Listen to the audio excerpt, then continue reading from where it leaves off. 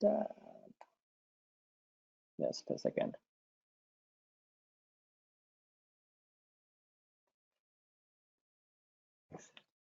Well, to get started with the topic here, before I start, thank you everyone for being here, and thank you CGC for hosting me today for this topic.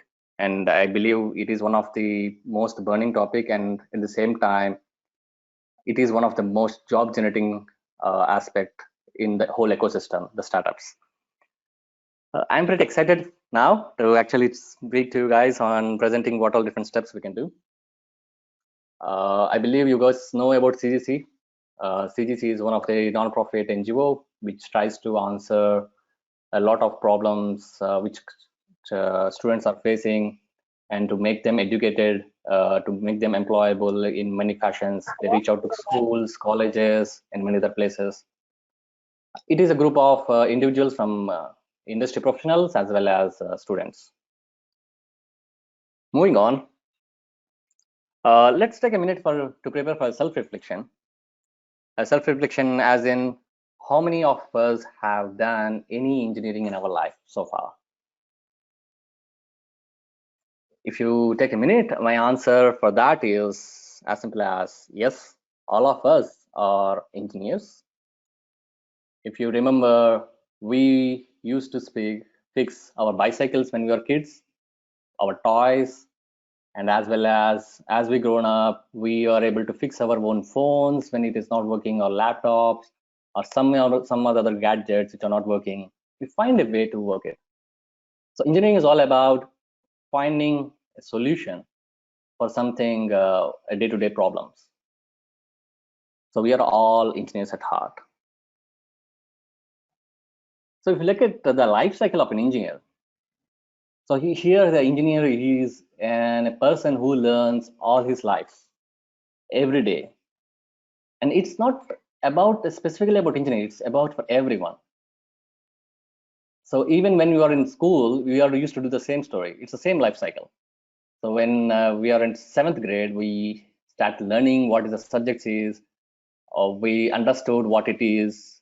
And when the time came, we moved to second stage of presenting our learning in a form of science experiments, or in the form of an examinations, and we have our end results. And post that, we transitioned to a different phase, as in, what is the next goal? The next goal is to go to the 8th grade. If it is you are in 10th standard, you've done your examinations, then you're transitioning to the stage like oh, what is the course I have to take, like medical. Allow me to introduce myself. I am Abdul Rahman. As of today, I'm head of engineering for Careem Bus. So it's a subdivision, and this company is owned by Uber. And then in my career, I had started with own entrepreneurship, which didn't fly. It's a dirty little startup which I tried by myself for almost a year. It didn't fly. It's almost like 11 years back. And after that, I joined in startup of Next Education. It's in Hyderabad. You can find it in Banjara Hills. It was an early stage startup at that point in time. It's into education technologies. And post that, I joined a corporate as in Microsoft and stayed there for a couple of years. Then I realized that I'm not a person for a corporate. Startup might be a right place again. Then I went to Flipkart, which is a late stage startup at that point in time. And I will explain you what is in late stage, early stage, and expansion stage down the line. So that's a late stage startup. From there, I moved to an Snapdeal, which is an expansion stage. And then I realized that I have to try some early stage startups. And then I joined Careem, and I was then 5th engineer, in-house engineer in that organization. So that's how I had been related with startups most of my career. And for today, the agenda is as in, we'll talk about what the startups are and what all different tech functions we have in startups, and where we can start, how we can plan for if we want to pursue the career in the startups. So these are the 3 topics we are going to discuss. And given the time, let's see how it goes. In middle of each topic, I will take a break of 5 minutes, taking questions on the chat, so that we can have an context within. To start with, if you look at an Oxford dictionary to learn what a startup Sorry is. to interfere, sir. What is it all about, sir? Can you give me a brief introduction of it? So the agenda is here. We are talking about what the startups are in general, to introducing like which are the ones we call startups and what are different stages they have, and what are the different functions they have in the startups. And then we talk about what are different technical or engineering functions which makes the startups a successful ones, and what are their requirements for each stage, and what are skill sets that are required. And then the third step is as in to understand how we can pursue those skills, what are different ways, what is expected and what is how can pursue those.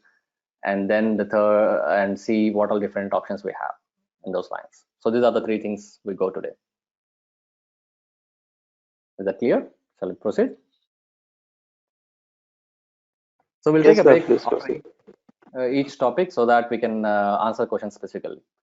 So here, when you go with an Oxford dictionary of what's the term of a startup, startup is something which says about a company which is just beginning to operate. It is as simple as if there is a human life, someone has been born, a baby is called a startup. And if you go with other dictionary, it is something it says about startups are very vulnerable in the business world.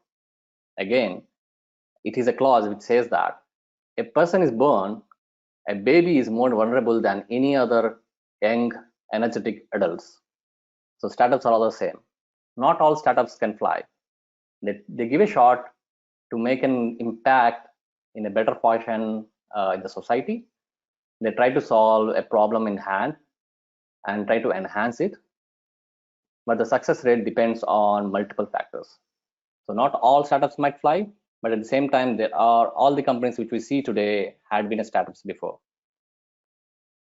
For example, if you go with the current tech giants, so as of today, we use Google for every other thing, Amazon for all the shopping needs, Apple for all premium devices, and HP for all gadgets. So these are all companies and startups at different stages of their life. So as of today, we might see it's an established organization, but if you go like 20 years, 30 years, or 50 years back, they just started from a garages. So the garages are the dirtiest place in your home in general. These are the car parking places in the Western countries. So even if you look at an Indian startups, it's no different. They are started in just normal houses. If you go with Infosys, which is like in 30 years back, it started a normal house, and same with the Flipkart, which is like 10 years old, and it has started in one of the normal residential areas and homes. So no wonder if you go for a startups, if it is in residential houses, it's no surprise. So there are multiple stages of the startups. So this actually helps us to understand what they look for and what stages and how we should be prepared. So in this life cycle, it starts with a seed fund where they gather their funds out of their pockets or from families and friends, and they start identifying some problem and then build a solution for it. Then they go to a stage of saying a product market fit, PMF. Product market fit is a place where once you have a business idea which might work, and you try to see if it fits in the market or not. It might be too early for the market, or it might be too late for the market. So depending on the different circumstances, the product market fit actually dictates how you go about the startups. And once you find that market fit is existing for the product, and it enters the phase of a product post product market fit stage, where it tries to fly and do multiple aspects. And I will go with what they try to do. And then later it starts growing in a much faster pace. So to make, and there are multiple stages to have an discussion is, let's split them into three stages: early stage, expansion stage, late stage. An early stage, startups try to do a product market fit. It might be pre-market, pre-PMF, PMF, and post-PMF, where they build a minimum viable product, which just does the basic job. And they try to reach out for the feedback for the customers. If customers find good enough, then it is kind of a product market fit. And as well as they look at the commercials, if it is going to operate in a good fashion or not. And then post, they try to iterate the product as much as possible so that it can enter into a phase of post market fit.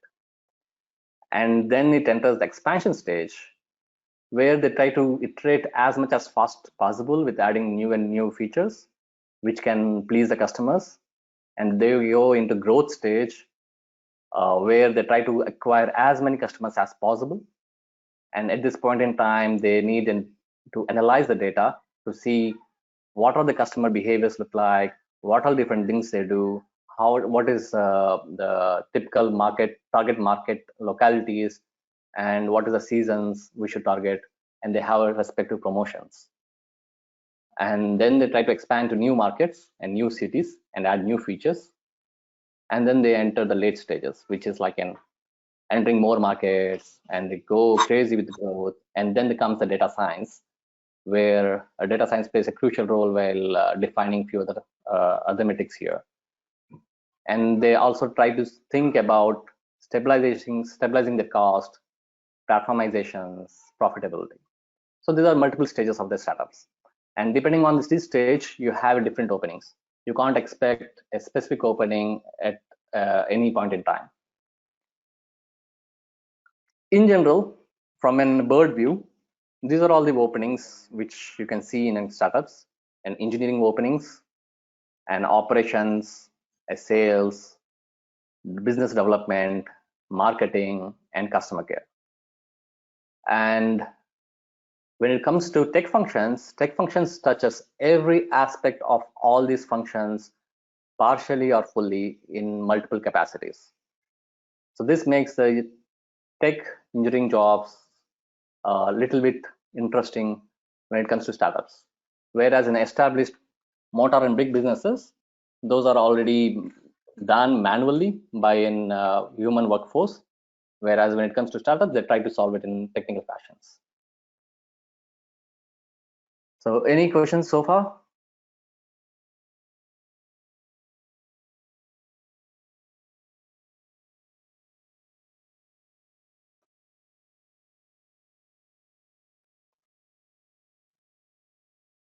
If there are any questions, please post it off. If not, we'll move to the next stage.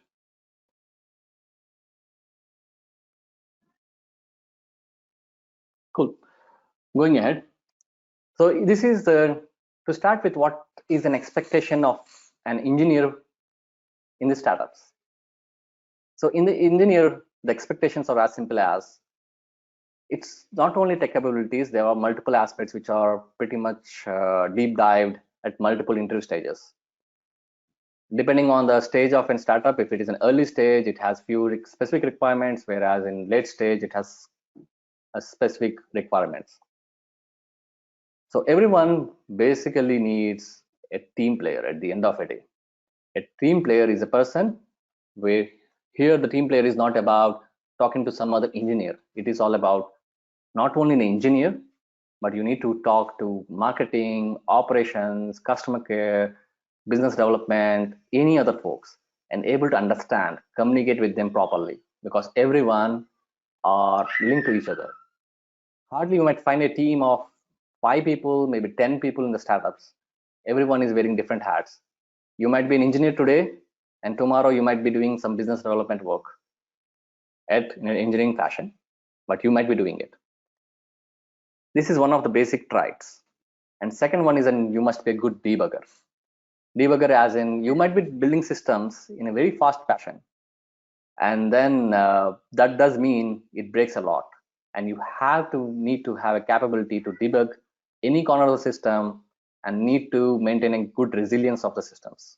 So there are a few metrics that are measured here, which is called mean time to recover, mean time to detect, some other factors. Let's not deep dive on this, but yes, keep in mind. And the foremost one is the being fearless.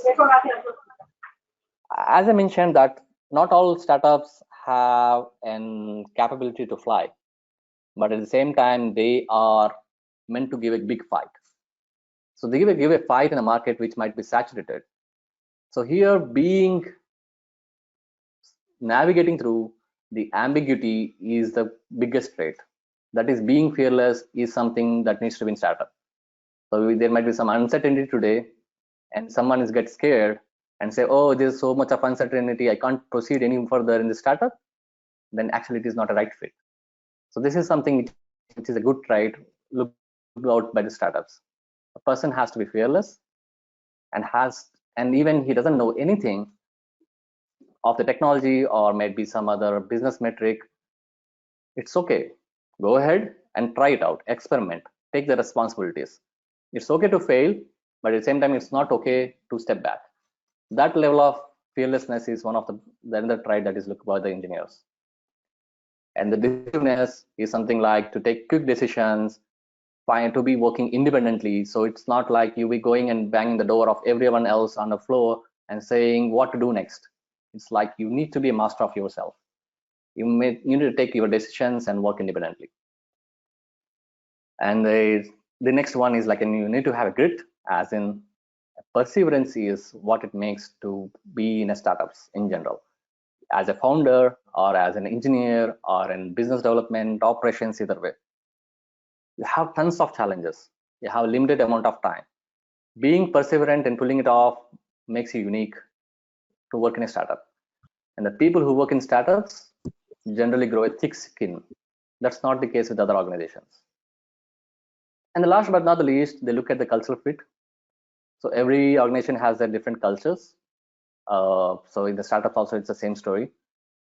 So you need to be adaptable and be able to pull it off and be as general as possible. That makes a good fit. So in these traits, so early stage startups look at for the top three, no matter what it is. They might convince on the cultural fit, but they might not convince on your debugging skills or fearless skills or team player skills. When you go to the late stage startups, if you're not a cultural fit, no matter how good you are in all Just a the minute. things. Yes, please. Abdurrahman, sorry to interrupt. Unable to view the presentation PPT. Mr. Sunil, can you please close your camera, please? Thank How about now? you. Still not it. I can see Sunil, the can you please presentation, close but it? I cannot see discrepancy. Actually, one person has switch on his video. We request everyone, please mute yourself and please don't keep your camera on. It really disturbance. It really put the disturbance on the whole presentation. Actually,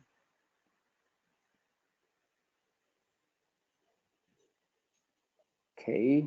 Abdul Rahman, you can share. I think. Are you sharing now? Yeah, let me find the presentation.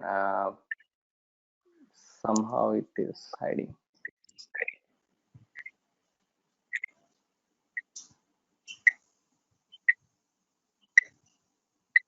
Emma, please share your screen.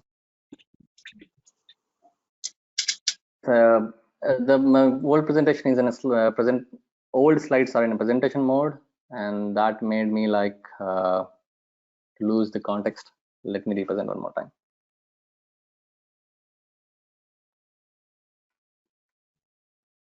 I think still we are not able to see the screen. I will let you know. Yes, I am also unable to see. We are not able to see the screen, Abdul Rahman. Yeah, just a second. Okay.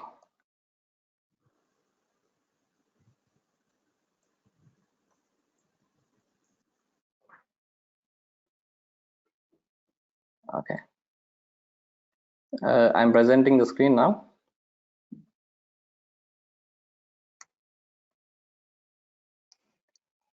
Is it visible? Yeah, that's great. It is. Perfect. So to recap, so these are the 6 traits that are looked at with the startups from all engineers. And depending on the stage of the startup, there could be few compromises on few items. So as I said, early stage might not look for a culture fit, and late stage might not compromise on culture fit. And the other items could be negotiable depending on the stage of the startups. So in general, in startups, tech functions, these are the 5 main domains that are applicable. So one is an application development, mobile development, product management, data analytics, user experience, and digital marketing. These 5 functions of a tech makes a bread and butter in the startups. So I will dig down and double click on each of them, and we'll go through them. So here on each topic, we'll see what it is, what you'll be doing in this specific arena, and what are the skills you need to be successful in them. So if you look at the application development, in the application development, this is the technology. It is all about what it is it supports the main websites. It supports the main apps. If you go and look at the TikTok, if you go and look at the WhatsApp, so these application development, the applications which are sitting behind the scenes, and they are working on servers, and these makes the whole application to run seamlessly.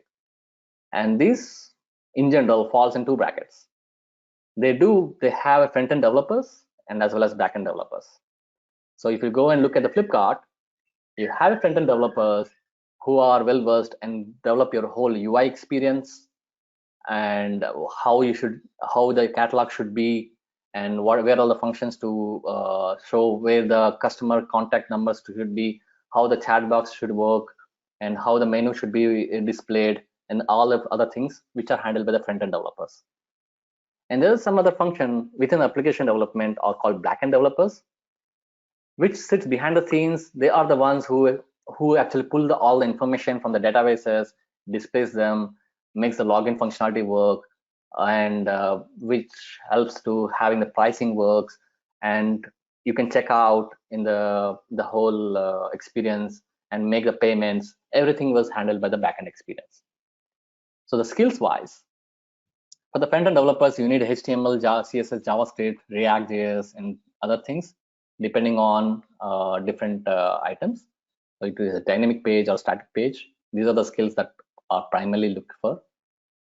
And for the backend, it could be as simple as starting with one primary language, as in Java, Python, and some other languages where you build a business logics and where you start to make a storage of data using databases and other aspects.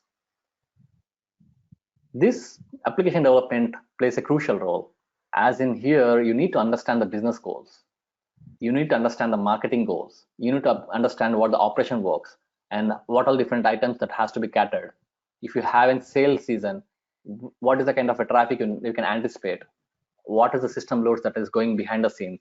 And you have to scale the systems and many other things. So here you need to have a very good context on the business. This is a crucial. Having a context, and at the same time you need to able to communicate to every other stakeholder. So stakeholders might be marketing guys, might be operations, might be anyone on the floor. So this is in short about what the application developer might be doing in day-to-day. And there's a division like in mobile development. So there are few websites, few product companies which have no web presence at all. Something like Uber, TikTok, they primarily work from mobile applications. And as you see, even if you go and see in this presentation, there will be many people who are joining this from mobile phones. So this is the penetration levels of mobiles are so much, as many of the applications need to have their mobile presence. So here what you will be doing is you'll be bringing the ideas to code. So you are the one of the main interface. You have a big challenge that you have a small real estate on the screen, and you have to make sure that everything comes in the right fashion and works seamlessly. And if it doesn't work on the app in a seamless fashion, you lose that customer. In general, that's what it happens. So you have a crucial role here to play. And at the same time, as you develop a lot of things, there will be bugs. No wonder. You have to be resilient and have to knock down the bugs as much as possible and make the experience seamless, and have to deploy the applications. And for deploying applications, you need an approval process on the Play Store or the Google Play and things. The skills you need depending on the platform. So here's a platform like an iOS. You need to learn Objective-C or Swift, and you need to be familiar with its IDE, like in interactive developer stuff like Xcode, or you need to be aware of SDKs. And the same stuff for the Android, no wonder. And there are a few more tools that are coming up, like in Flutter, which is by Google, which you can do a development on one code base, and it generates 2 apps for Android and iOS. And there is something like React Native, where again you write one code base in Node.js, and it generates 2 apps on Android and as well as Apple phones. So there are a lot of technologies in and around them, and this is one of the hotcakes in the market. And most of the startups in the tech world works without mobile. That doesn't fly. So everyone needs a mobile developers. And then there are a few roles which plays a very crucial role, and they have a different set of requirements. The previous 2 roles which you mentioned, people with having good developer skills, development skills, as in coding, analytical skills, understanding communication skills, should be good enough to crack. And there could be some requirements depending on the stage of the startup. Whereas these skills from here, which we are going to discuss, have a little bit difference. So here we call about product managers. Keep in mind, product management is different from that of project management. Project managers have a different goals. They work at multiple cross functions, whereas product managers are a CEO of that product. For example, Uber has Uber Eats, Uber has Uber ride hailing, Uber has Uber Money, and a lot of money offerings.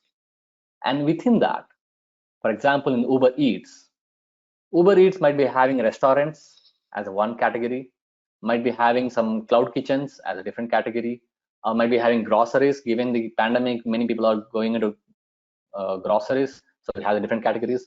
So in them, so every little item will have a different specified product manager.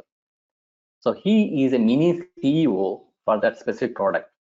So he's handling the groceries division of an Uber Eats. So he's a product manager there. And there could be a team of product managers might be working there. So he defines the roadmap of that product. He need to have a strong pulse on the market, needs to understand the customer sentiments, what they are looking for, and how the requirements can be catered in the simplest form. And this is the guy who gives all the requirements to the engineers. He is a bridge between the business and the engineers.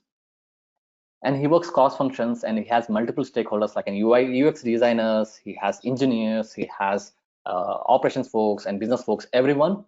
He sits with them, evaluates data, does the market research, and understands what the competition is doing, and understands what is their strengths. And he does something on the budgeting part, he does something on the user experience, experiments, other things. So on the skill side, he needs to have a pretty good competitive analysis. He needs to do customer interviews, because those are the bread and butter for all the startups. He needs to understand technical tools like Google Analytics, Mixpanels, and there are some tools like Adjust, mobile analytical platforms. There are many tools available. He needs to write a lot of queries, as in he needs to access a big data available in the platform. He needs to look at the analytics data from the mobile. He needs to look at the deployment cycles which are going in the engineering, and he has to cater the requirements. And he needs to come up with sprint backlogs. There was something like agile methodologies, in that he comes with a backlog saying these are the items we have to work for the next 2 weeks, something those lines. So he tries to understand the business goals and these things. In general, if you look at the companies, the product managers are not all product managers are from tech backgrounds. So few of them might have done some technical background, like in engineering or BCA or MCA or something those lines. But later in the careers, they would have pursued MBA. So the people with an MBA and engineering combination are generally people you find in product management. And many of the people in product management are having another business related qualifications and then management related qualifications, and they sit in there here. They are not managers. They manage product. They don't manage people. They manage products. So they need a lot of analytical skills and communication skills. And there is one other field like data analytics. So here, as we talked about product manager is heavily dependent on this data analytics guys. Data analytics are the guys who actually look out for the data, try to capture as much as data from the mobile phones of the users. It's not stealing, so he asks for the permission mobile developers for sure, as in the location, depending on if you are in Uber Eats, you might be, or Swiggy, you have the location information.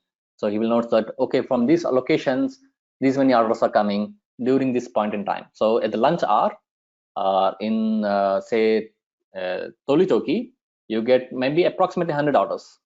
So this information, you get it from the existing old data. So these guys actually derive the insights from the data and give it the whole fancy dashboards, which can be understandable and actionable. They actually help to drive a lot of A/B tests. So A/B tests are something like, so they categorize people or categorize locations into multiple divisions and say that, okay, let me try this thing. So I have some new bakeries, or suppose I am launching groceries in Uber Eats. So what he does is, instead of giving to everyone, I will give only to 10 users on my platform to have a groceries access, and let me see how he behaves there. And depending on that, if all those 10 people doesn't even bother about the groceries, then they don't even care to develop that feature at all. So they drop the complete feature. So these are the called A/B experiments. So they take a small bunch of people and give a new feature in a semi-baked fashion and look at the traction. And if they have a traction, they start developing on that features. So these are the people who actually pull out the insights, and using those insights, all the decisions are taken. And they need to have a critical thinking and analytical thinking. They need to present the data in verbal in fancier dashboards or by storytelling and many other things. So data analytics is and next step. The next step of data analytics is data science. So data analytics and data science do the same job, but little differentiations.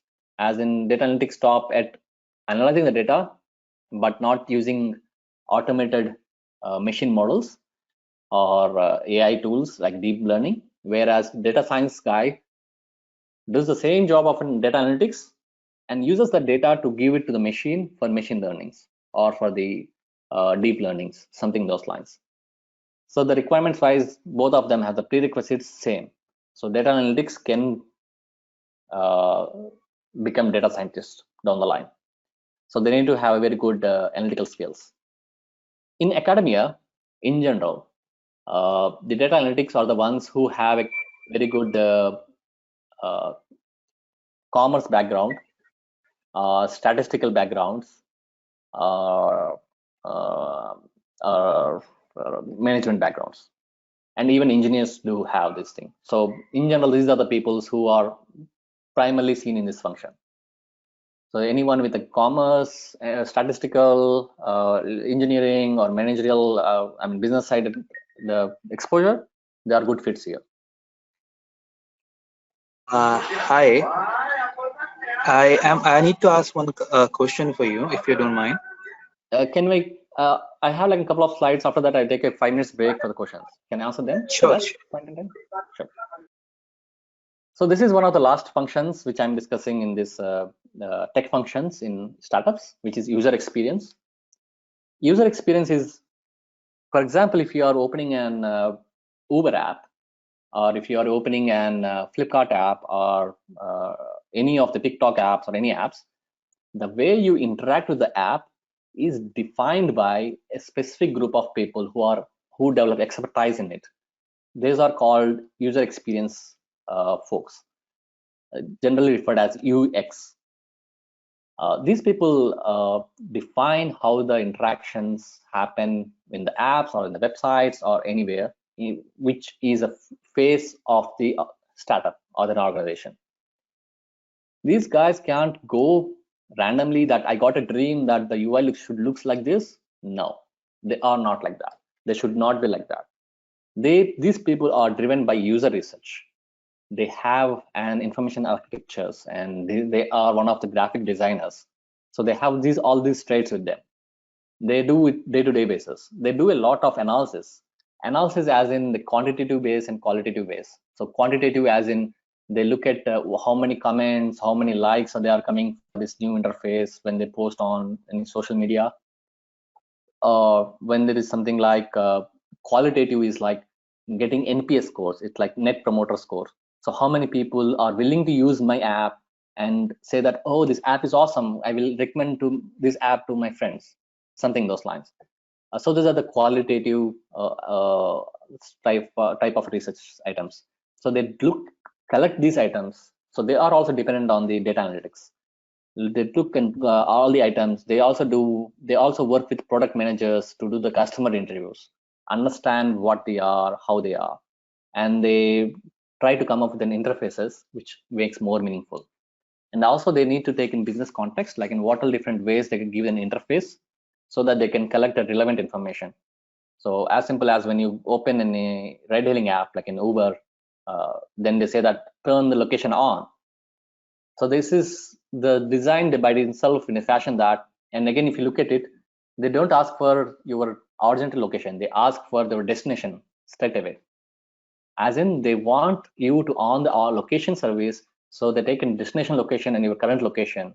And this current location is important on the business metrics to understand from where the traffic is getting generated and how much they have to invest in that locality, how many cars they need in that locality, and what all different promotions they can run depending on the seasons. So this user experience also tries to answer those needs from the business. These guys need to have good analytical skills. So they use Google Analytics, Kissmetrics. Like Kiss is something like keep it simple and stupid. So they try to keep as simple as possible. If you look at a Google search page, even today, it has only one search box, and that's all it matters. So keep it as simple as possible, as stupid as possible, which makes meaningful sense. They need to do a lot of research. They need to do a lot of graphics. So they need to be aware of how to use Adobe Photoshop and Sketch and Wiremox. There is something like Figma and many other tools which are available. Those are again catering to those needs. They need to be again good storytellers. So if you look at it, the last three, the product management, user experience, data analytics, they have to be storytellers. They need to convince the people that what they are trying to do has a lot of sense with the data-driven decisions. Last but not the least, this is one of the main functions which helps in the growth of organization. So this is primarily you can find in the expansion stage to later stage of organizations. So digital marketing. Before that, it is a pretty much randomly everyone does it. So these people need to engage in marketing campaigns, drive performances, and run campaigns. So suppose if it is Diwali, so you get a different campaigns, and depending on that, how much discounts that has to come in, and depending on that, which region, which locality has more traffic, or depending on New Year. So if you have cakes that runs fly well, so you make offers on cakes, something those lines. So digital marketing, what they do is they try to get the data from data analytics, and they do a lot of functions on top of it. They try to optimize the funnel. So either getting the traffic to the websites, getting the traffic to the apps, so that once the people comes to your apps, they can use it. If they don't come to your app, they never use it. So these are the people who get the customers to the apps. So this is one of the main functions. and they are the ones who run the campaigns or promotions, promo codes, which we find. So if you look at in Swiggy or Uber Eats, we have a lot of free lunches because these are the people who gives us the free lunches. These people need to have different skills too. They need to be aware of products, tools, what can make them enable, as in so social media, as in Facebook, Twitter,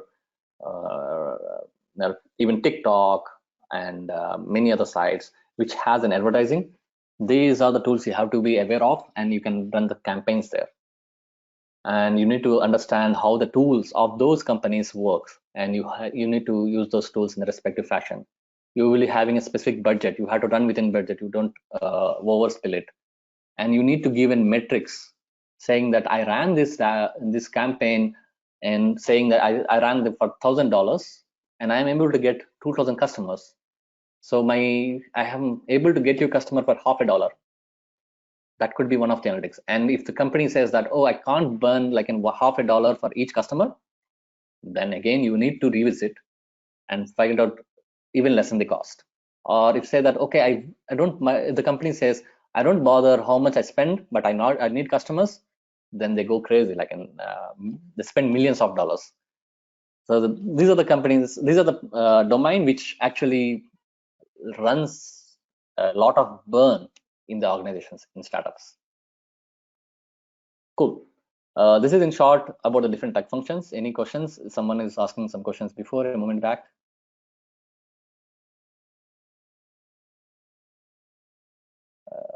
Just a second. Everyone, you can ask the question on chat only. Please don't unmute yourself. Just ask your question on the chat. Please elaborate. Let me go from top down.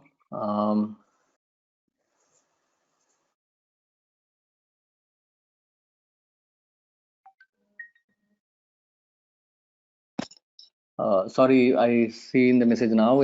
My volume is audible to everyone, or I need to be a little bit more louder?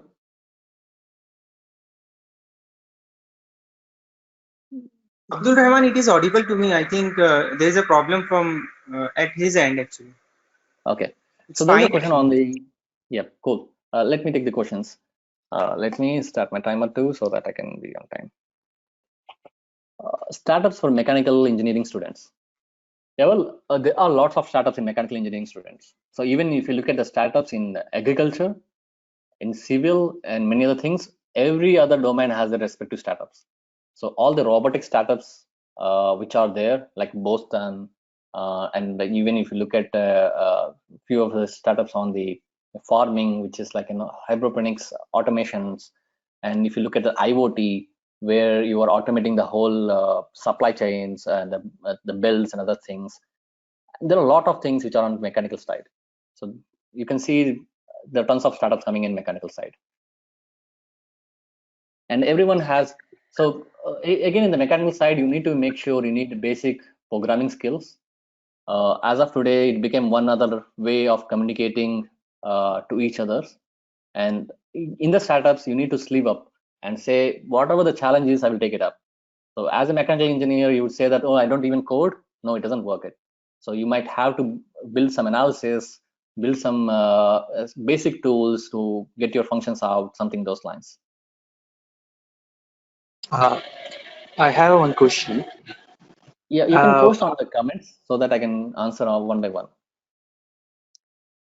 So there is one more question by Danish, which is on, sorry, startups should be condition based or season based. Well, I will explain you what kind of startups you should not join. So if this is season based startups, never go there. They are planned to fail directly or indirectly. So if you want to have a career of growth, in general, season based is to be avoided. But yes, few of them might not be season based. So you can see as of today, there are a lot of healthcare startups coming up because of the pandemic of COVID all over the world. It seems like a season based, but it is not. So this is one of the basic necessities. So those kind of startups do thrive even after some time. Okay, then the next question is elaborate on digital marketing basics.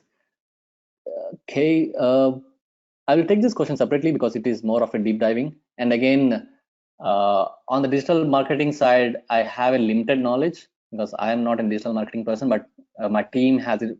In my team, we have a digital marketing, so I know how it works, what are different core competencies we look for.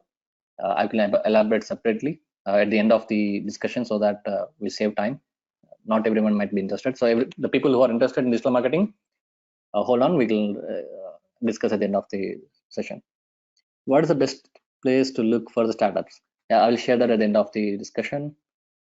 Digital marketing and startups for CSE students by ASIA. There are tons of startups which are primarily in and around CSE. It's computer science. So the term startup was coined by the computer science startups itself. So there are tons of them. Here the startups could be, there are multiple startups. There are like in cloud-based startups, which are known as software as a service. And there are a few other startups, something like operational-based startups, something like Uber, for example. It is a software plus operations. At the same time, though it is that case, it calls itself as a tech company. So there are multiple startups. So here, everyone needs for sure a tech, and tech does mean a computer science has a cake in it. How do you search for the jobs? Okay, let me take it at the end. Management degree required post-graduation as a mechanical engineer.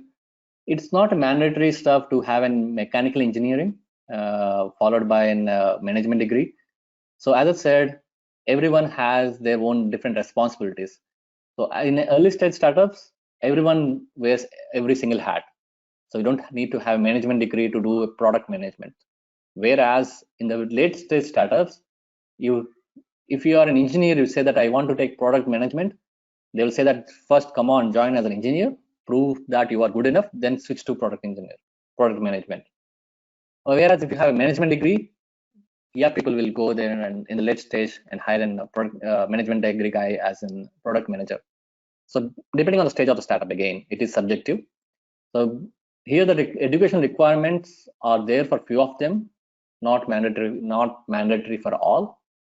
Early stage startups, they don't even bother about the requirements. If you are catering their needs, they jump and take you. We are out of time. Let me take one more question before I move to the other session. I'm trained as front-end developer. Gap. We'll take it at the end. How many years a startup will be a startup company? I take it. Okay, startup company. They call companies as they themselves as startup for almost as much as they can wish. So if you go to Google and say that, are you a startup? They say that, oh, we are startup in nature. So what the benefit they get is startups are the people who don't go by an specific processes which are stringent. They try to adapt a faster processes. For example, agile. Even in the agile, they try to adapt faster processes by having A/B tests and many other things. So that you can find many people calling themselves as a startup, even though they are grown up. Yet, in general, the startups, they have multiple life cycle, as in early expansion and growth, late stage. Everyone call themselves startup for 10 years or something.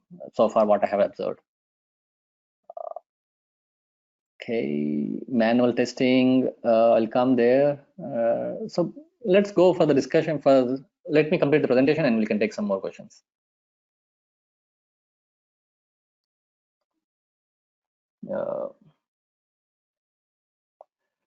So let me come here.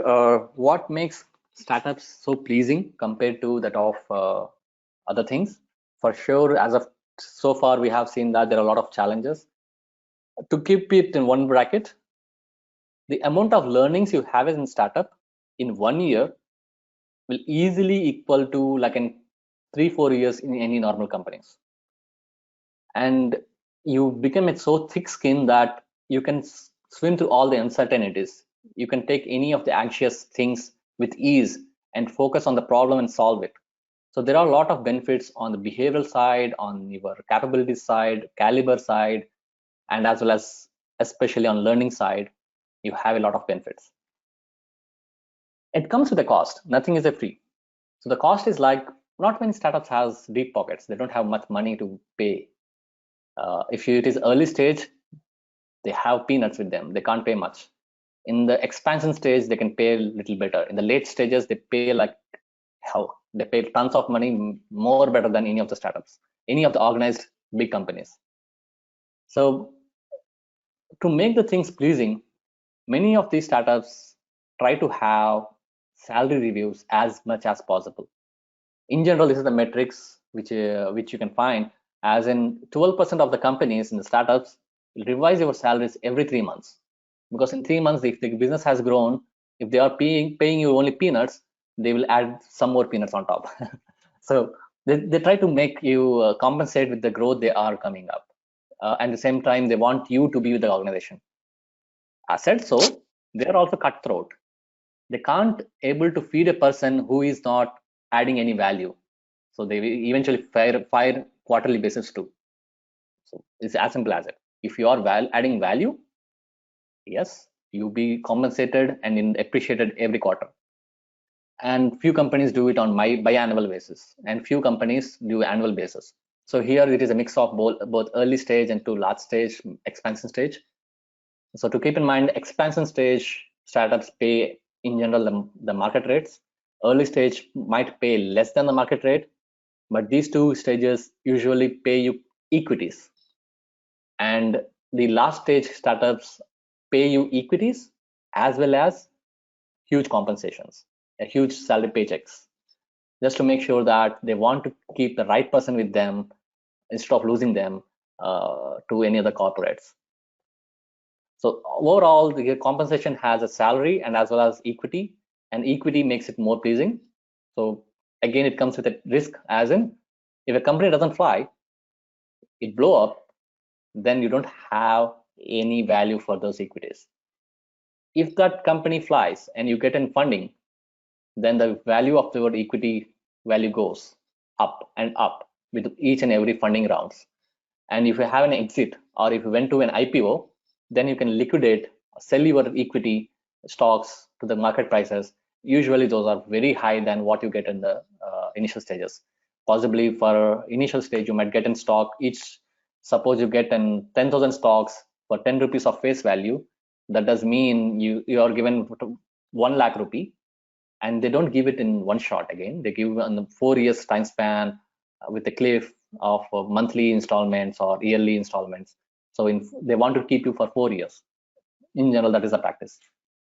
If you go for Amazon, even today they give stocks and say that first year I give you 10% of your stocks, second year I give you 20%, third year I give you 30%, and fourth year I give you 40%.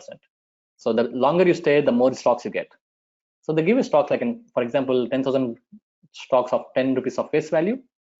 And if you get a funding, maybe like in 50 crores for that company, and the face value of 10 rupees might become 30 rupees. Then you get, all of a sudden, the value of 1 lakh rupee you have becomes 3 lakh rupees. And you get even more funding that becomes even bigger. And you made an exit, a company sold out, or maybe went to an IPO and it went for like say a face value of like 300 rupees. Then you make like 1 lakh rupees became like 30 lakh rupees. So it depends on how much the company grows. And if the company doesn't grow at all, then all the equities which you have are worthless. So it's a risk you take. So in general, these companies, as I mentioned, early expansion, late stage, how they are sourcing the candidates, how they get the people's profiles to them and process them and give the jobs. So if you see that, in general, startups, what I had seen is they approach the people who they feel are having a right caliber. One big medium is a LinkedIn. So in LinkedIn, many people reach out to the other people. Those are like passive mode. So there's some candidate on other side. He's not looking for a job. He's happy with his work, what he's doing. Yet he gets a message on his LinkedIn saying that, oh, we are hiring for this position. It is formed by these people. We have this many funds. We are doing some amazing thing in this arena. Would you like to join us? So they try to lure the people. So in general, what I had seen is those are the people who are usually have good caliber, because they are not looking for a job. The job approached them, so they take a shot if required, and so they are usually good ones, is what the company perceives.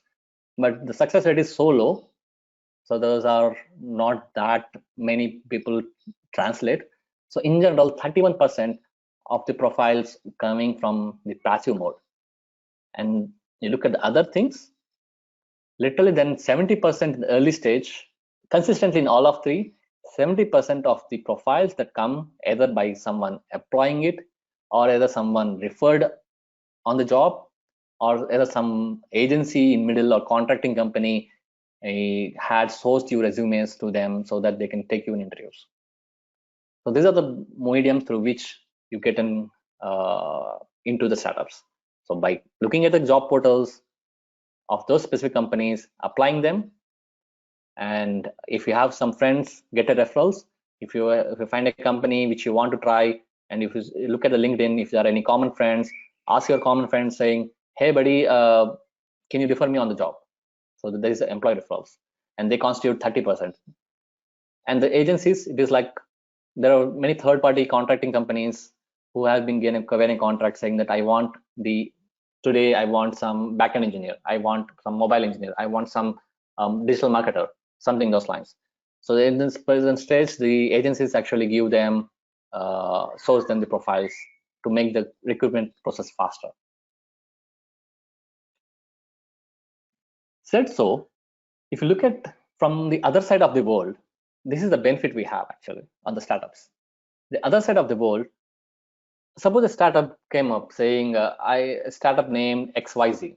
For example, Swiggy started like in 3 years or 4 years back. And they want to hire 100 people to run their operations. In the early stage, when they are trying to hire 100 people, they are able to succeed to find only 6.5 people.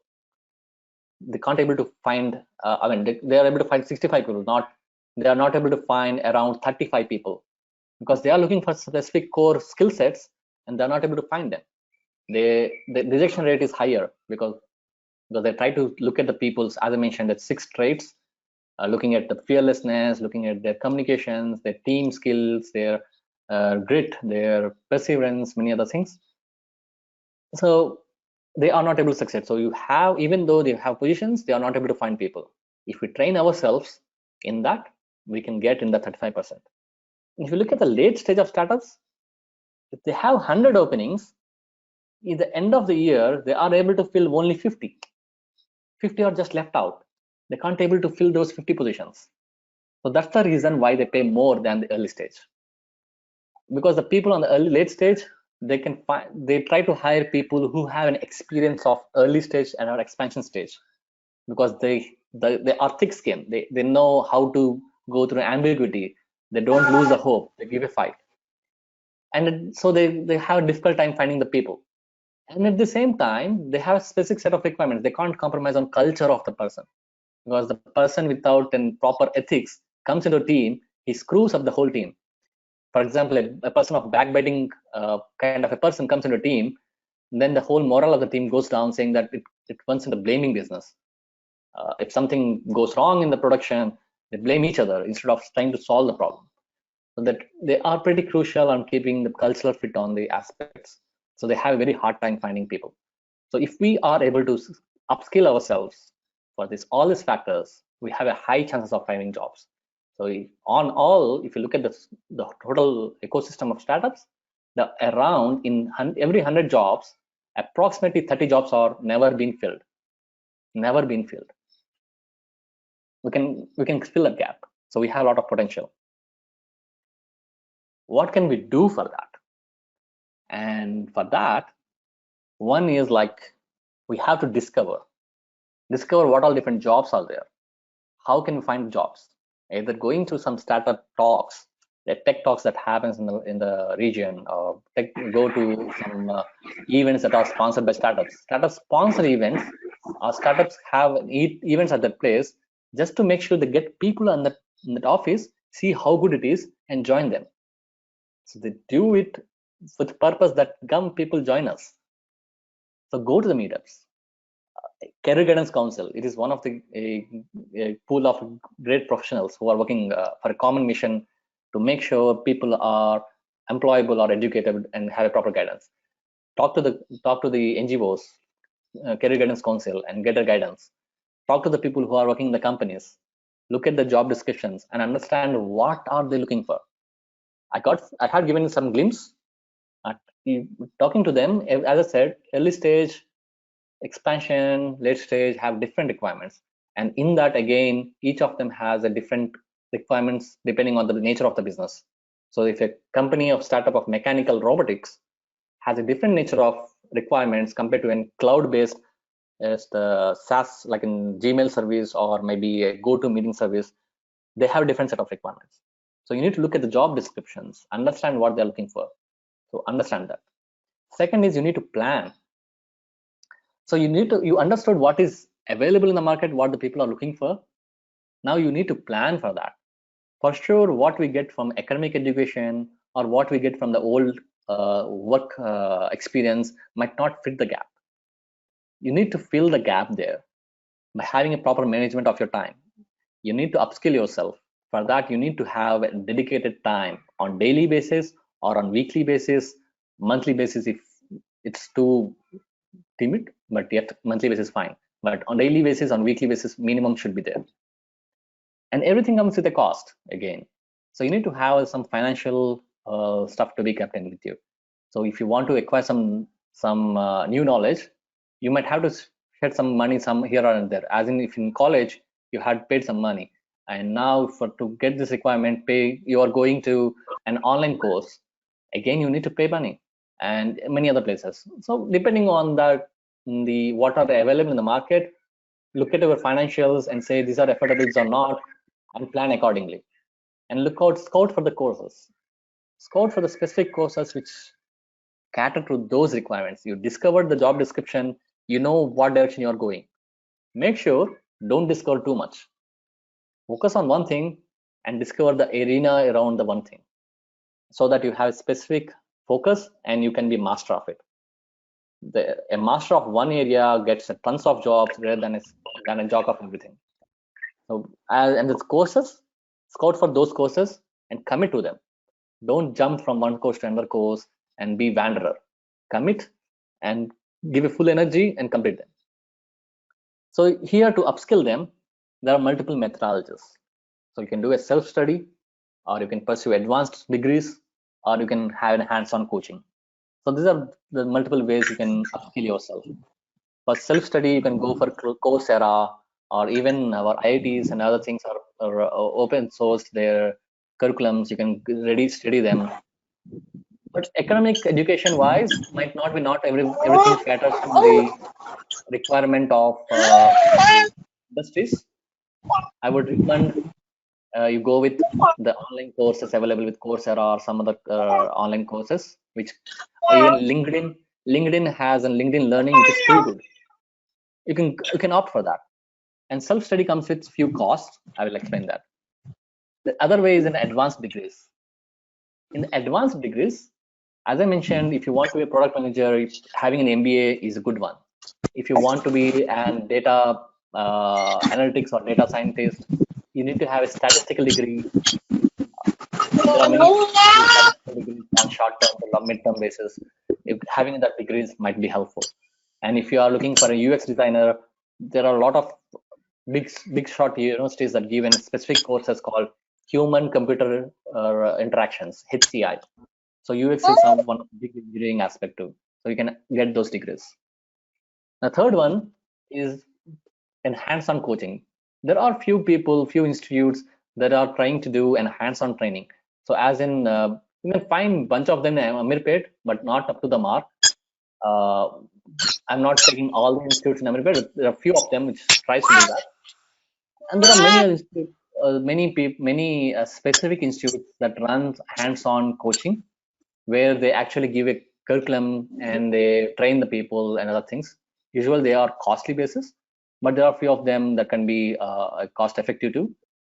And there are something that could be discussed in and around it. Even CGC is planning to get something, some leads on this. And once you have skills, then you need to build your portfolio. So as you discovered what all different job descriptions, what all different areas you want to focus, and the skills you have acquired, build a portfolio for that. Do some pet projects on them. Pet projects that help you to Sorry to interrupt, Rahman bhai. Rahman bhai, sorry to interrupt. Shakil, can you please be on mute? We are unable to hear. Okay. Yeah, please continue. To build portfolio, you need to showcase your work in a form of doing some pet projects, in a form of doing some certifications, and as well as make sure you have your LinkedIn profile in a good fashion. As I told, 30% of the people are sourced through LinkedIn, or maybe passive then. So LinkedIn takes a lot of months there. So have your fancy LinkedIn profile with all the descriptions and all the certificates, and as well as your resumes and other things, and build your portfolio and showcase it. And last but not the least, it's a big deal, that's having a good network. So as in having in LinkedIn, as I told you, you found a job and if you found a common friend who is working there, and then you can get a difference there. Referrals contribute to 30% of the jobs. Meetups. So the meetups which are kept with the startup companies, as I told you, the sole purpose is for the people to come there, look at them, and inspire and join them. So go to the meetups and talk to the people, and you understand what they are doing. And you might go to the company, you might not find that interesting. Move on, go to some other place and understand what they are doing. If you find it interesting, show your interest, and that's one's first step. And talk to the working professionals. As in CGC, you find a lot of working professionals who has a caliber at multiple items, and you can learn from them, and even you can get referrals from them. So this is what different steps you can follow in general to build a case for yourself to be employable in the jobs. And in this episode, all the things are dependent on you. You need some help in few of the items, partially or fully. There is one specific aspect I'm double clicking on, which is upskilling yourself, where you need a lot of commitment. That is the main meat for the whole thing which you're doing to do. So without that, what all the network, what all different planning, what all you discovered doesn't worth anything. So make sure you upskill yourself, and just double clicking on that. So here I'm putting down few of the items, what you can and what you can't in general with upskilling, pros and cons. In the self-learning, there are a lot of courses like in Coursera and many LinkedIn Learning, many things available. They're all do it yourself, DIY, do it yourself routines. So you can go and do some coding. There are a lot of coding platforms available online. You can do coding and many things. They are super cost effective. You can learn at your own space. You can take a year, 2 years, 10 years, your own timing, and you can learn it. They are usually the cons of them are like the things which are not so great is about in and around. They are a little slower, and if you are stuck at one or some other problems, then you have trouble. You have no one to help, and you'll be running here and there to solve that problem, and you might get distracted, and that becomes a little difficult to have a discipline. So the managing and motivation discipline is super crucial to make sure you succeed in your self-learning. The other way is having an advanced degree. This comes with a cost. You need to invest a couple of years, at least 6 months to 1 year, or maybe even more. And you have to pay a decent amount of money. Universities charge a bomb. They have an admission process. You need to write the entrance examinations. You have to qualify. You have to go through the process. Again, for that, you have to follow the same cycle like discovering, planning, preparing things to get there. But for sure, they're worth it. They're worth it if it is a good institute. Don't go for the same standard of institute you had been before. Take this institute which is better than that. The best institute, the better prospects you have, because the best universities have a good alumni network. That is a gift through which you can get a lot of leads on referrals and many other jobs. And these are much proven, and having an academic degree can always fetch you a better prospects. So in general, just to give an example, an MBA from best universities, best colleges are the top paid jobs, and the MBA from the not so great colleges are the ones which are the lowest paid jobs. So the MBA is a degree with MBA is the one which is the least paid and the highest paid. So what matters here is where you studied. So keep in mind, for the advanced degree, even though you pay money, you keep time for that, make sure choose the best colleges. The last but not the least, the hands-on training. These are the places where you can make you sharpen your employable skills. As in being an employable, you need to pursue few skills, as in the technical skills or product management skills, or maybe communication wise, maybe presentation, storytelling, any other aspects. Everything is coachable. And here hands-on trainings, usually you have some mentors who can help you to coach on that. And if you are stuck at some problems, you can ask for help, you are unblocked, and you can pursue your learnings. And they are pretty much make you ready to be employable. And for sure, the ones with good hands-on training processes, they might cost you some time and money. I mean, any of the hands-on training institutes generally cost time and money, so it's a normal factor. Whereas the best ones have an admission processes. They don't take everyone. They try to make sure a person who is coming has a right attitude and can take up the process and show the commitment. So if you are committed, this is one of the best bets you can take in. Well, the most crucial one, how to choose a startups. Where should I be joining the startups? There are tons of them. If you go in India, every year there were around like 1 to 2 lakh or maybe 6 lakh, I think, startups are registered. It does mean every place you can go and try your job? I would say no. Most of them doesn't worth it. So how can you make sure you choose a startup? You might be going to meetups for them to understand what it is, what they do on other things. Make sure when you're trying to joining startup, don't look at the business plans. Everyone has the fancy business plans. They will extrapolate the numbers and say that, oh, we are going to be an unicorn, we became $1 billion company, this thing, that thing, but don't buy them. As in, you never know which flies, which doesn't fly. Don't make a preferences on locations either. Oh, this startup is in my next door. I can go walk them directly, and it's easy. I can sleep till late in the night. I mean, till late in the morning, and can wake up late in the night. Something those lines, because it's close by, or it is in my city, or it is in my state. Don't bound yourself on this location basis. Few of them might have constraints for sure, but make sure it should not be the main criteria. I would agree. Few of them will have this criteria. Even I had that criteria, so no wonder. It's okay. Just keep in mind that should not be a main preferable factor. And don't look for salaries either. Salaries they might be paying you a little lesser than a market price or more than a market price, whatever it could be. That should not be the main deciding factor.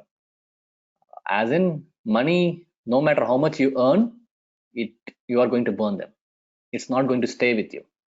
What is going to stay with you is the knowledge, is the experience which you gained in becoming a thick-skinned fellow, which can take all the ambiguities and pursue with perseverance in a specific direction and achieve the goals. This is something which you get in startups. So salary should not be deciding factors. And few things that keep in mind always when you're joining a startup is, so not the business plan, but the mission and vision. So business plans changes. So if, for example, 2 months back, you would say, for example, I can take my domain, the Careem, as in the Uber company. So it has multiple domains, like ride hailing, it has its food delivery, it has its payments, and it has started a new venture which is called Careem Bus, which is the unit I am heading the whole business. engineering wise.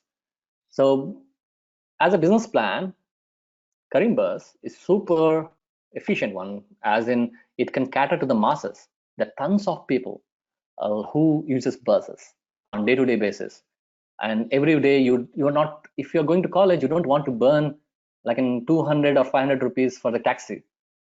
You would better take in bus, which costs you like 10 to 40 rupees. And in that, maybe some luxury ones, someone says, oh, I charge you 80 rupees, but I give a seat at least. Maybe viable option. I go into the bus and go there. And it is a pretty good business, and it has a lot of bells and whistles. Even the Uber CEO, he sat with us and said that it's awesome, let's do it. And he gave a full backing just in the month of January. And in this month, we actually closed down the business unit. The whole Careem Bus business unit is closed, and it ceases its operations by the end of this month. And the reason behind that is, with the COVID situation, it actually operates an exact different model. So COVID wants you to have a social distancing, and Bus says that you sit together, which is efficient, which doesn't make sense.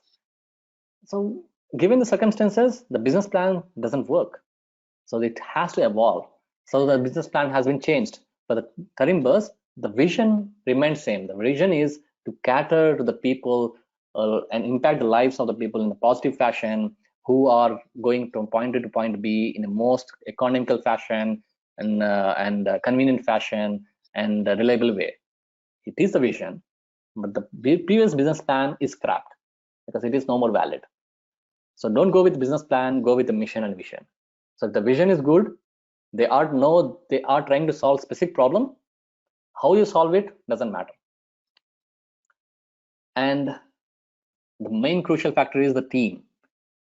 Make a choice on the team, not on any other aspects. What you are going to learn from is the team. What you're going to teach is to the team.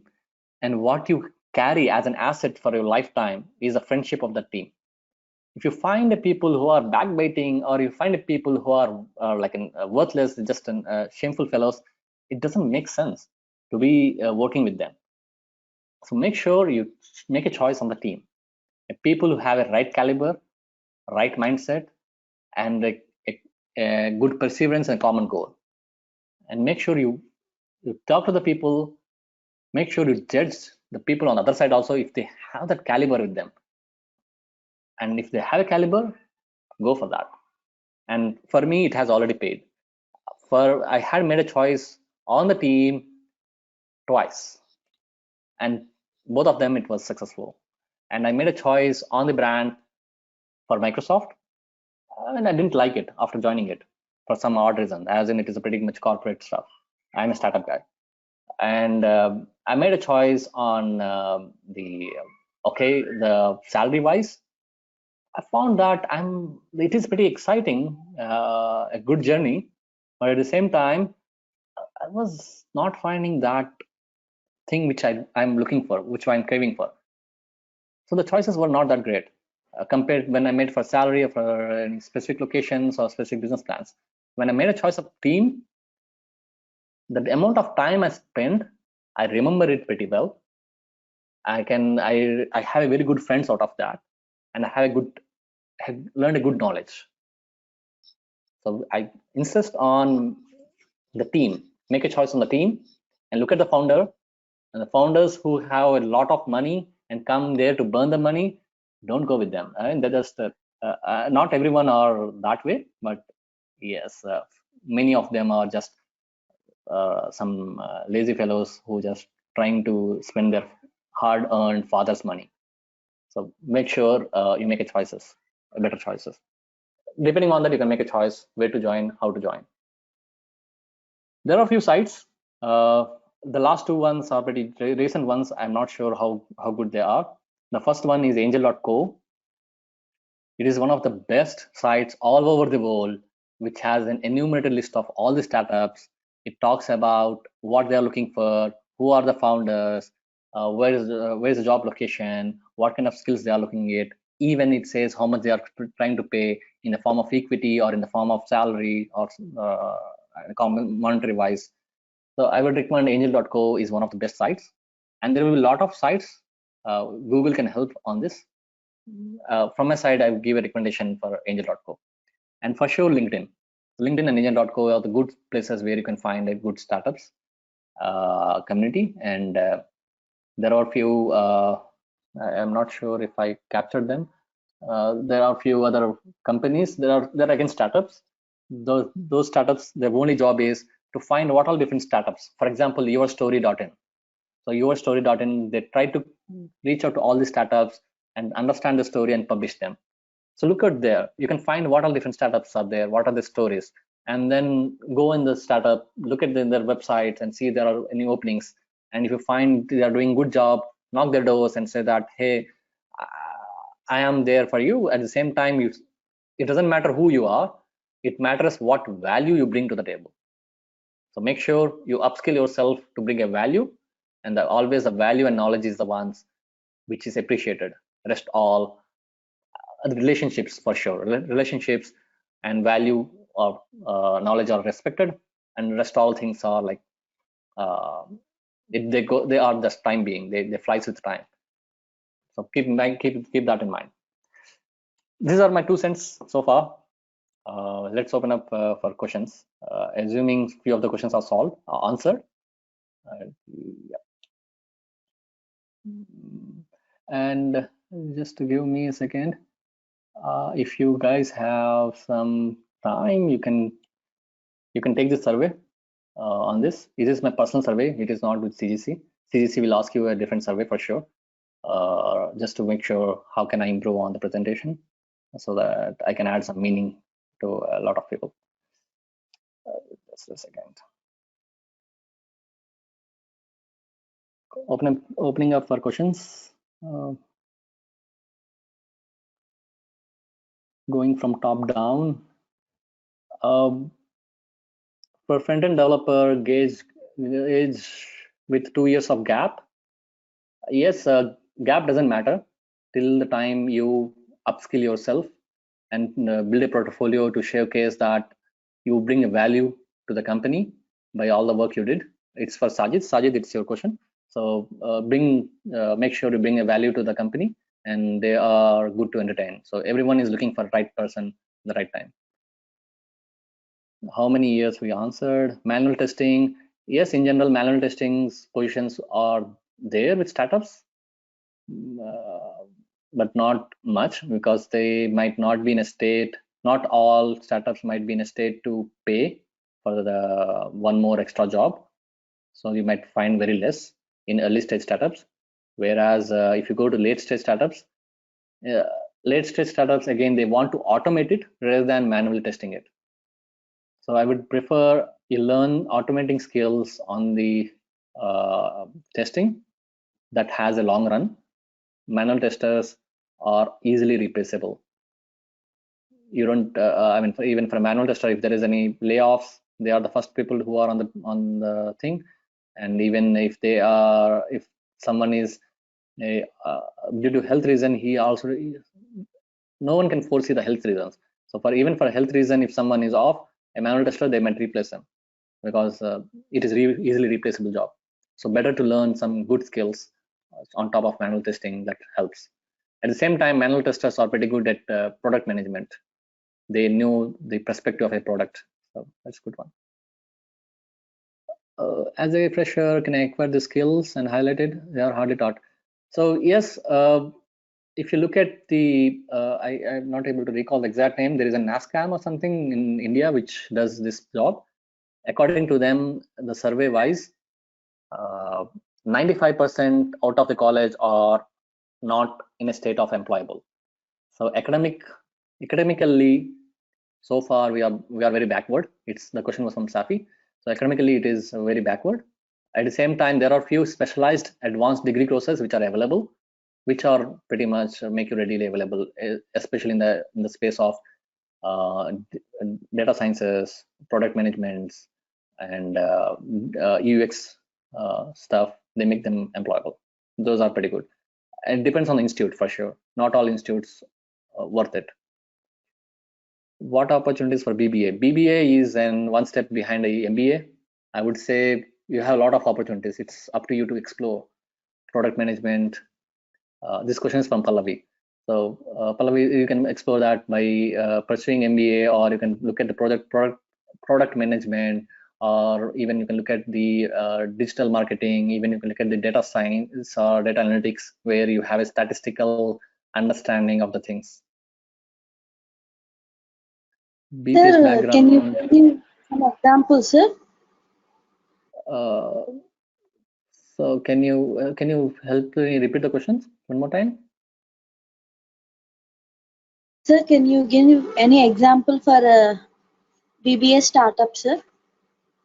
So BBA, if I read it right, it is like a Bachelor of Business Administration. It's an academic degree, right?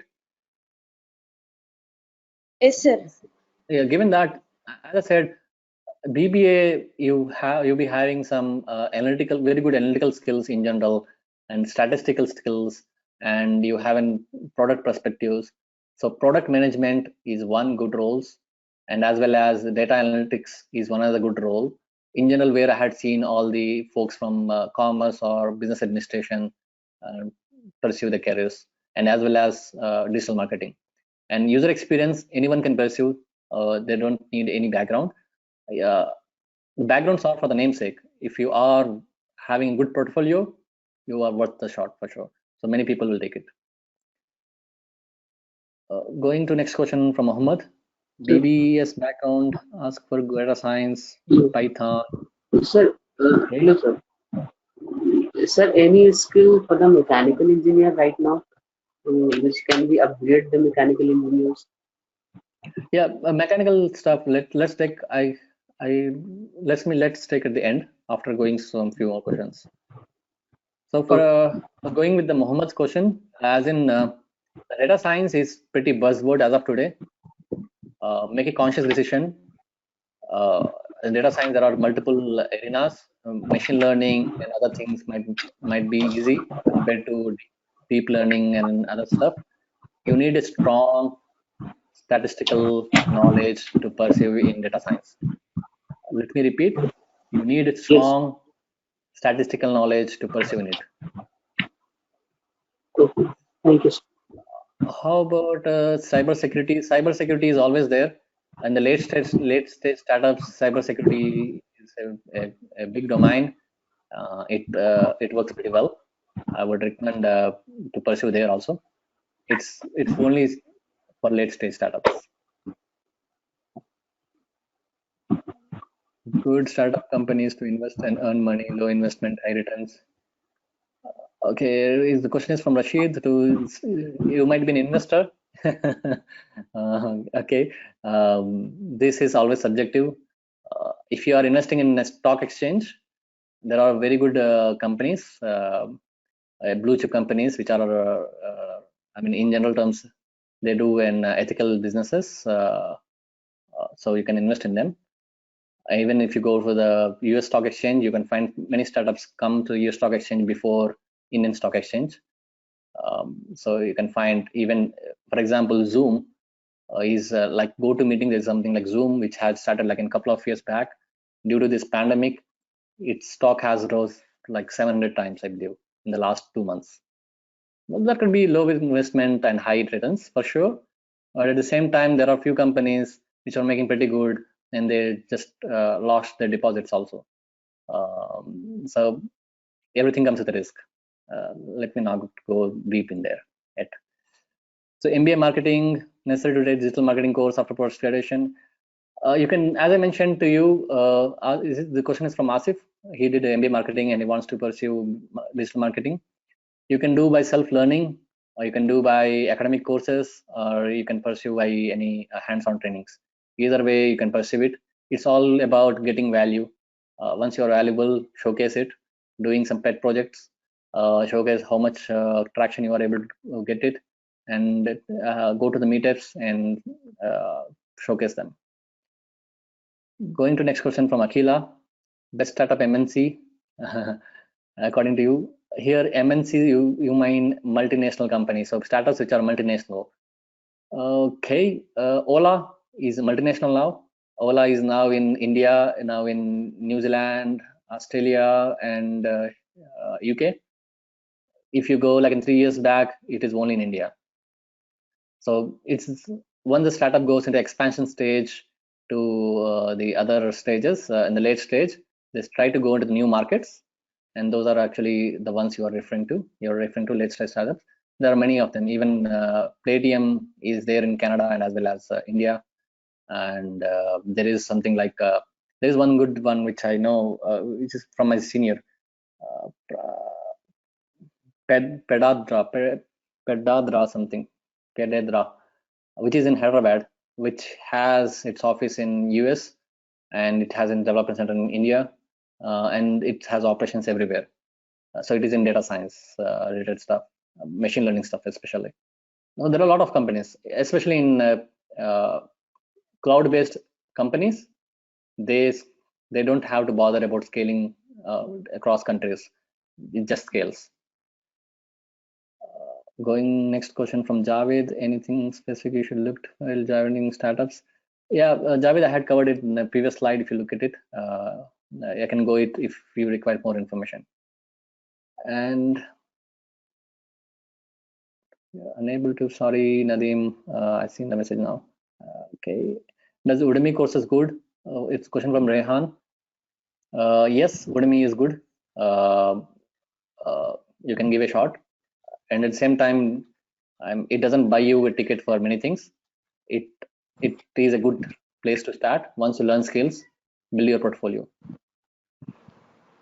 And the question is from Wasim. Should people work free initially? It's always subjective. It's from person to person. If you are willing to, many startups will open the doors.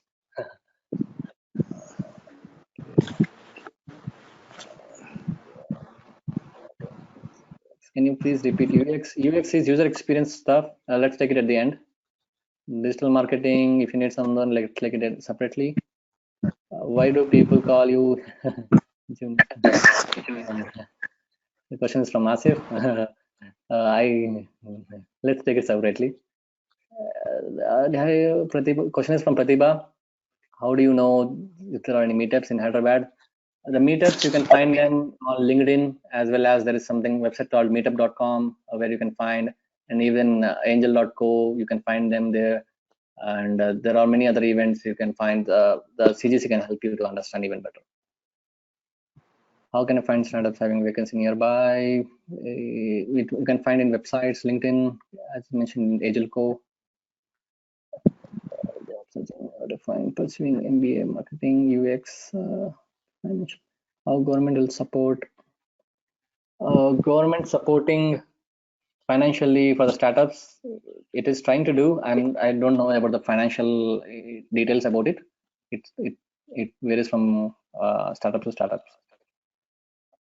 I'm working on as an automation engineer, 4 years experience, side by side developing programming. What is the best startup where? Okay, it's in personal case. Let's take it separately. Skills and portfolio. Shehzab asks that he's a mechanical graduate, year gap, GATE exam preparation. It's completely fair. A gap in your academics, gap in your job doesn't mean you lost any opportunity. It is all about how you are going to present yourself and how well you are versed with your skills. And any institute to guide startups. Pallavi asks for an institute. Let's take it separately, Pallavi. I have not much of knowledge. There is something CGC is trying to do. We'll take it there. I am part of that too. Let's discuss. Data science good. EC background. The Sajid, this question is: I'm from EC background. I want to switch to IT. Should I good at job? Well, Sajid, even I am from EC. It was a decision made by my parents, not by me. Well, it doesn't impact me to pursue an IT career. How to switch from MNC job to startup? How to approach MNC to job to startup? It's pretty much doable. Let's take it separately. There are at the end of the discussion. there are no friends with private masters separately. Any civil engineering background wants to switch. For civil engineering, there are a lot of startups. For civil engineering, especially, I would recommend agriculture-based startups, which are actually booming. There are many companies which wants to reinvent agriculture, but there are so little things that can be doable. You can personally explore that. In IIIT Hyderabad, there is a specific division for civil engineering, which does the CAD as well as agricultural related research. And I remember there are like 100 startups in IIIT Hyderabad in Gachibowli. You can go and explore there too.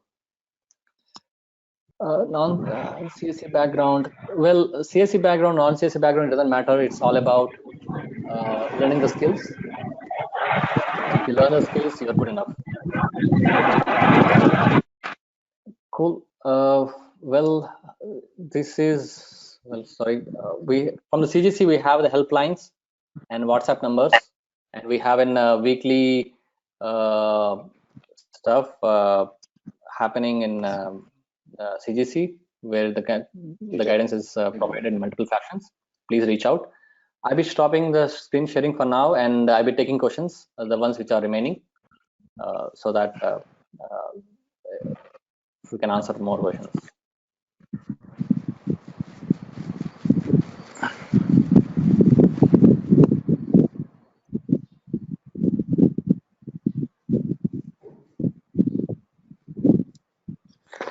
Anyone?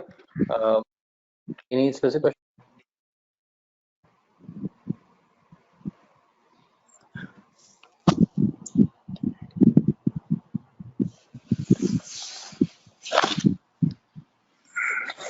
Opportunity for mechanical engineer. Sajid, you can reach out to CGC. CGC will help you for sure for the contact details and other things. Let's take it to a forum. There is some initiative that is going to be started with the CGC. I'm trying to start some initiative for the startups, especially, which CGC will be the running the whole show. You can reach out to them and they will help. Anyone having questions, can please type out the questions on the chat. I can take the answers.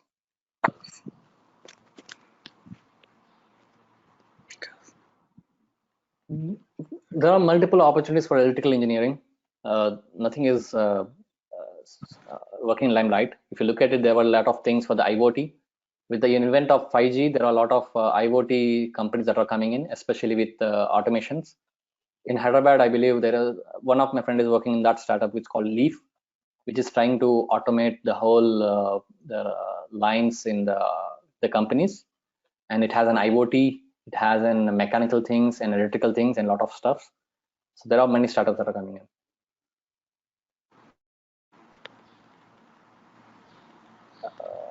So don't. There is something like called an bounded context in the terms of software engineering. It is that every aspect has a specific limits. I would say let it be with the development activities, but not with individuals. Don't bound yourself to what you have done before. Bound yourself with the goal which you want to achieve. Have you some goals and try to do try to find a way how we can pursue them, and we'll take it. It's all achievable. Everything is coachable. It's just a matter of time. Okay, sir. Thank you, sir. Thank you, buddy. Well, there's one question from Faizan on role of doing MTech in ME. Well, I had done a master's too. My recommendation is pursuing master's is fine, unless the value I found by doing master's is not that super thing. But at the same time, pursuing a master's from the best institutes is a good fetch. For me, it has helped a lot. It's not what I studied in college, but it's like where I studied mattered a lot. So I would recommend, if you're doing any masters, choose an institute which is too good. Else, don't spend time and money. A question from Rayan. You say that Blogspot to blogging career in digital marketing. Rayan, you're talking about more of an influencer kind of an career. I'm not well versed with the influencer-based career prospects. Sorry about that. And there's one more question on learning SEO. Yes, in the digital marketing, it is all about SEO alone might not solve all the problems. SEO is one little function in the whole digital marketing. So digital marketing has a lot of, as I told you, SEO skills can be easily learned by anyone. That does mean the people with SEO can be easily replaceable. Learn analytical skills on top of SEO and become a full-fledged or full-stack digital marketer. Have a lot of prospects, and all the startups have a dire necessity for it's a huge market. Any online courses offered by CGC for graduate students? Sunil, there is no specific courses. The CGC folks can help you answer better. Take it with the organizers, and at the same time, there is some initiative coming up, primarily driven by me. Let's see how it goes.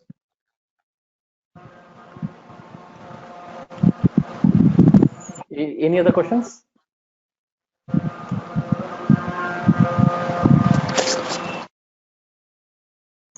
Assuming there are no more questions, and well, let's end the call here. Thank you everyone for taking time and trying to get some knowledge, and as well as thank you a lot for giving me opportunity to spread this knowledge which I have gained, and as well as thank you CGC for making this thing happen. Thanks a lot. Thank you, Thank sir. you, Mr. Abdul Rahman. Valuable time. A very good session, and you gave a whole new perspective to us about the career opportunity we have in a startup. A lot of information. I'm very confident that it will be very helpful to the participant. And as Abdul Rahman mentioned, that if you have any question, meanwhile you can offline also reach out to Career Guidance Council team. There is a WhatsApp number also mentioned, so do reach us out every time. And as Abdul Rahman was mentioning, we are going to start up one skill-based training kind of thing for upskilling the passionate people, right people who are who wanted to set up their career in a startup. So we will be sending that detail about that program soon. So it is not like for everyone. We will be just sharing the link, and you can just share your interest if you want to join that program. Post that we will do some kind of interview. So just to ensure that if you are right candidate for that program or not. So this is the information I wanted to share, and please be in touch. And I think you can also reach us, and even if you have some question with Mr. Abdul Rahman in future, we will try to bridge the gap and keep you connected with the Mr. Abdul Rahman also. Thank you very much. Thank you a lot, and I hope you guys found it useful. Take care, guys. Thank you, sir.